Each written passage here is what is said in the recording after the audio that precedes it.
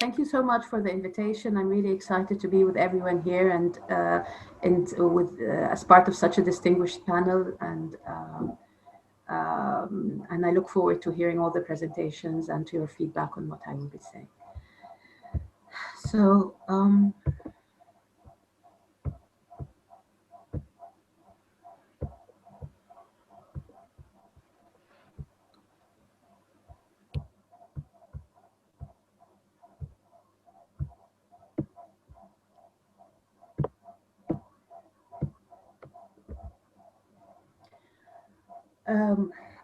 today I will be talking about an initiative that we've been working on for the last 8 years. It's called Athar Lina, which roughly translates as Heritage is Ours, and it is based in historic Cairo. Historic Cairo is a World Heritage Site, and it's one of I think it's the largest of all the World Heritage Sites, and it has quite a few problems because of that. And the area we're working in is the southern section of Historic Cairo, where you see the numbers 2, 3, and 5.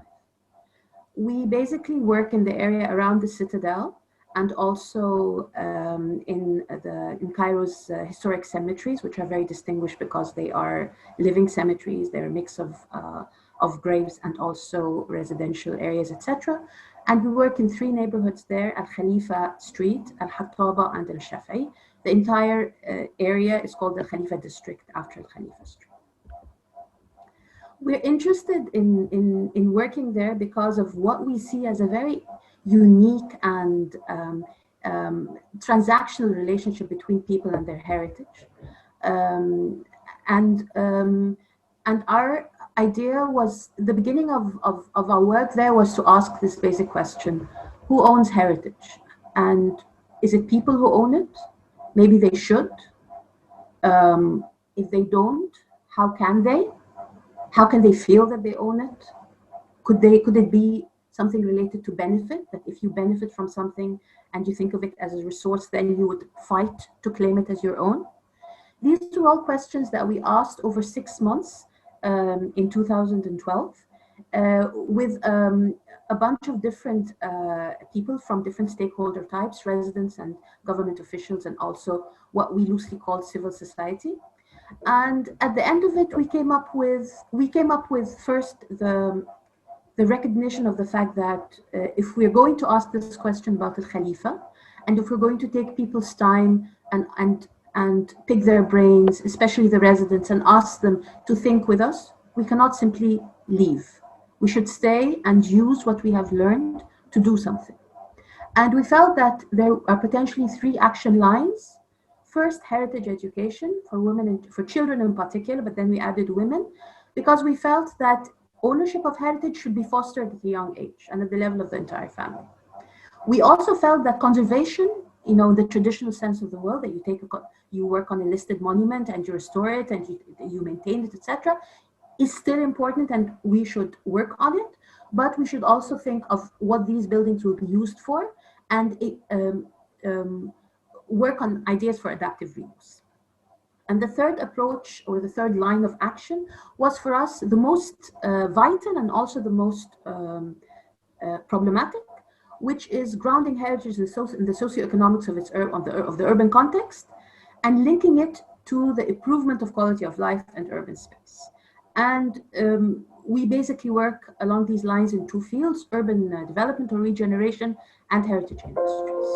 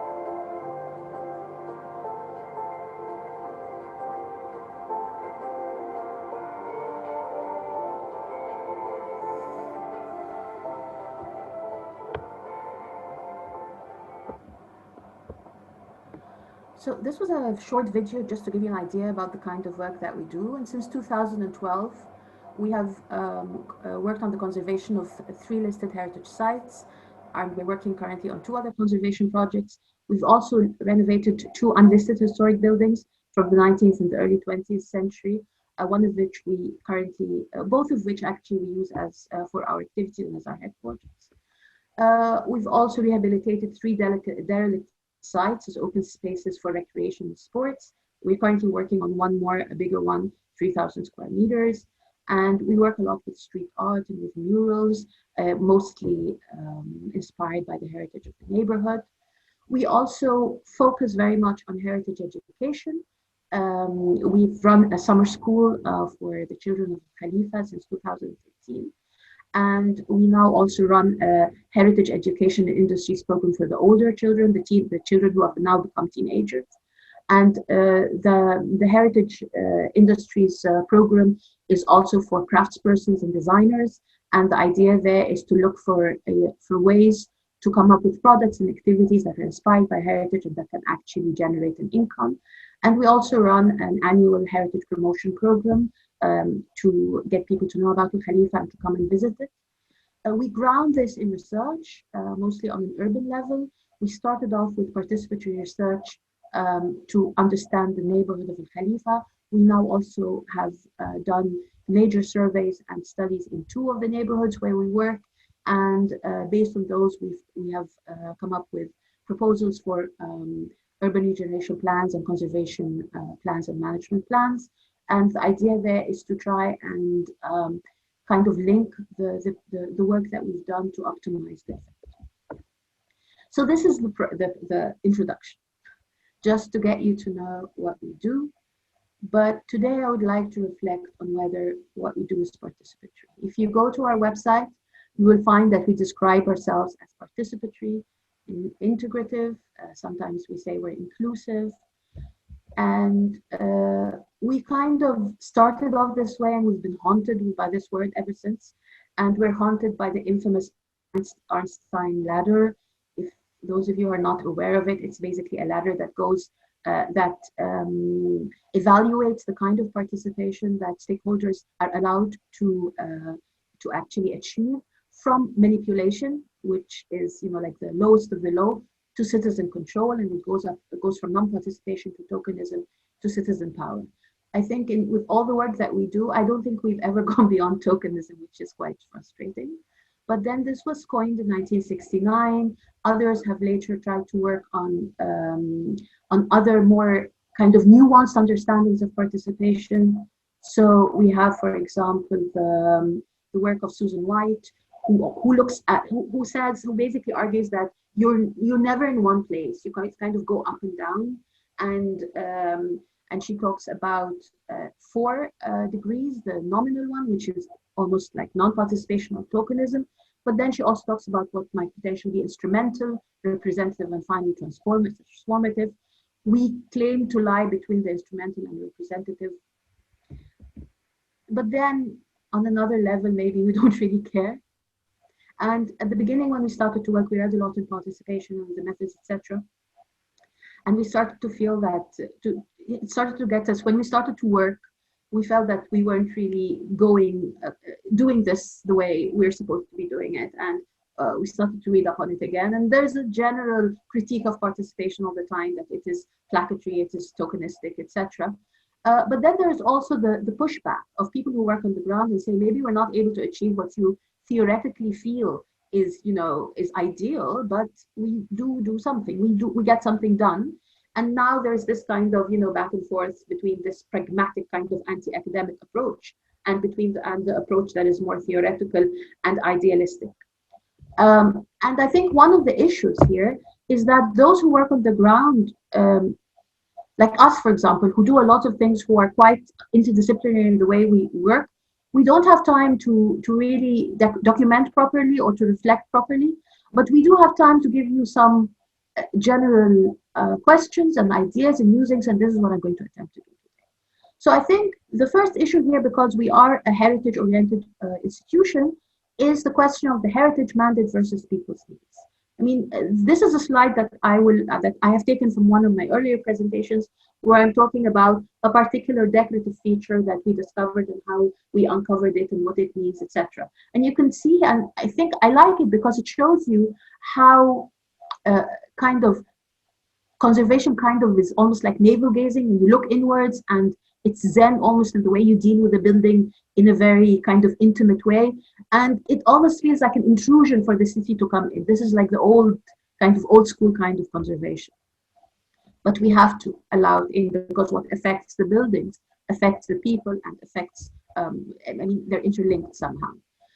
And at the end of the day, we will, because we are a heritage, an organization mandated by heritage, we will do things that maybe others who are more focused on the community will find almost disgraceful, like fencing a building, for example. This is the first building that we preserved.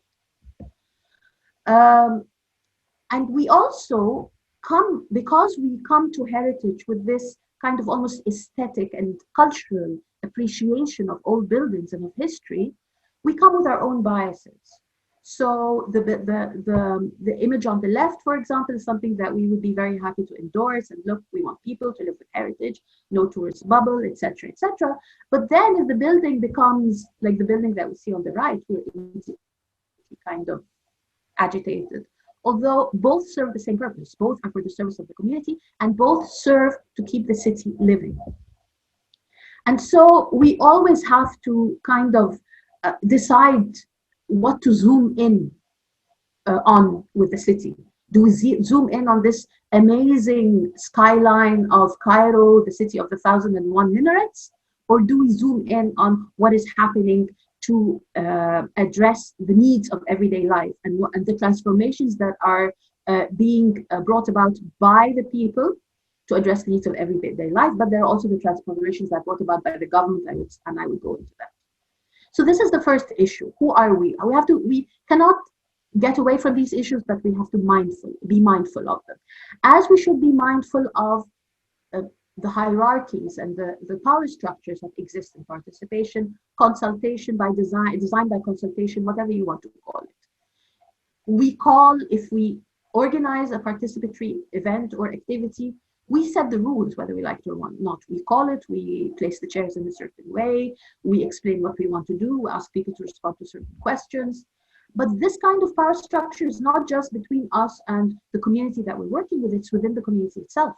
Like this is a community meeting that we held to review the design of a neighborhood park that we want to build. And as you can see, everybody sitting there, they're all men. And so we have to learn to try and give and hear the voice, that they have the voices. We don't give voice to anyone, but hear the voices of the ones who do not speak as loud, such as women and children, etc. Then this brings us to another point, that there is no such thing as the community. And that community is not sitting there eagerly anticipating our arrival. First of all, this is a neighborhood. The neighborhood has many kind of internal currents within it. People who like each other, people who dislike each other, people who have certain interests and their conflict in other interests, etc. And it's also a neighborhood that has its own dynamics of survival and resilience. And if we do not understand it, if we do not tap into it, then we will not be able to get anything done. What you see here on the right is the first drawing for an intervention that we did in 2012.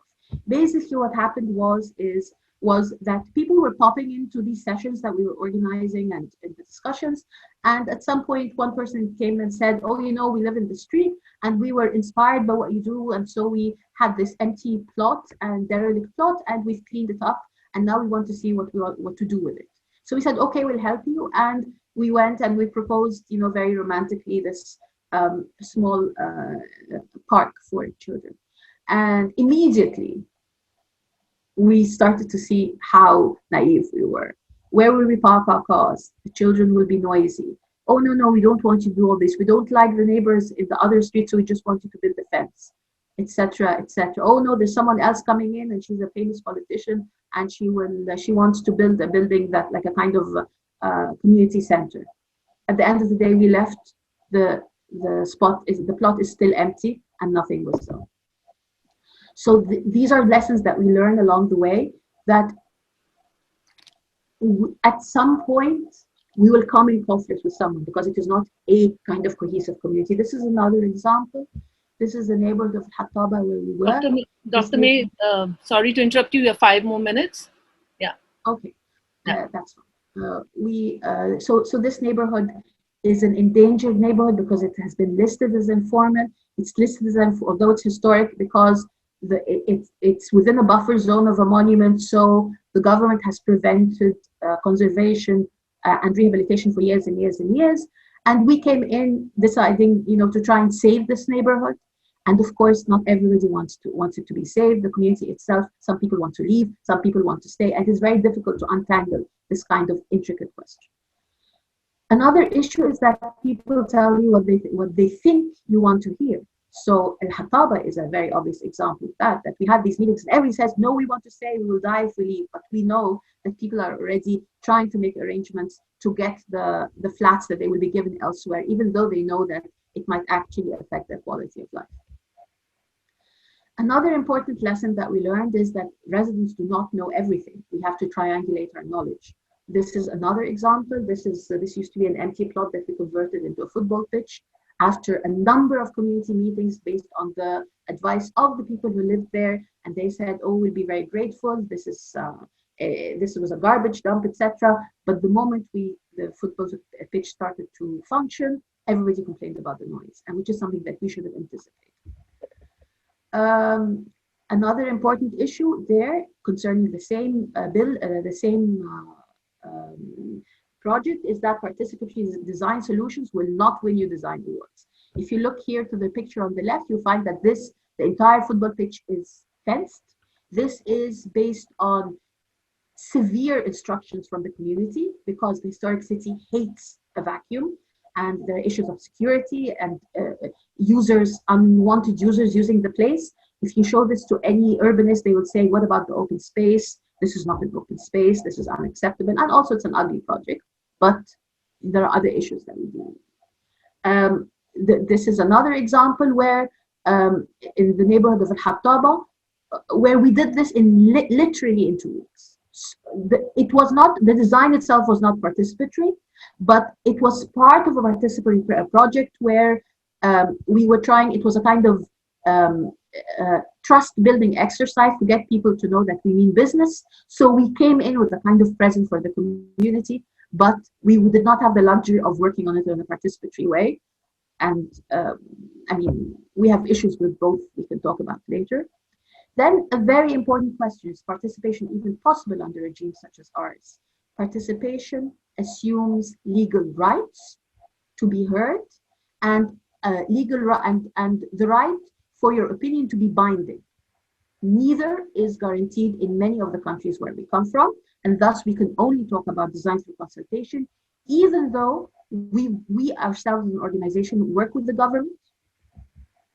So in many cases, we find that we are walking a fine line between collaboration with the government and also co-optation.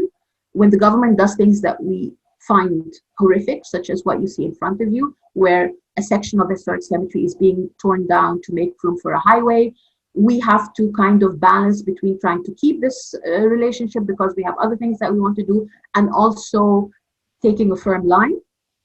We also have to ask ourselves about the ripple effect of our presence in the neighborhood.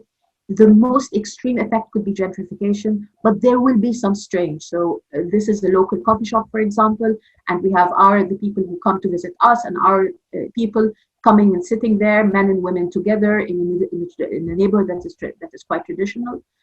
Not necessarily a bad thing, but we have to be aware of it. And then the last question, which I will leave open, which is what happens after we leave? Are we really able to guarantee that what we envision will happen? No, we're not.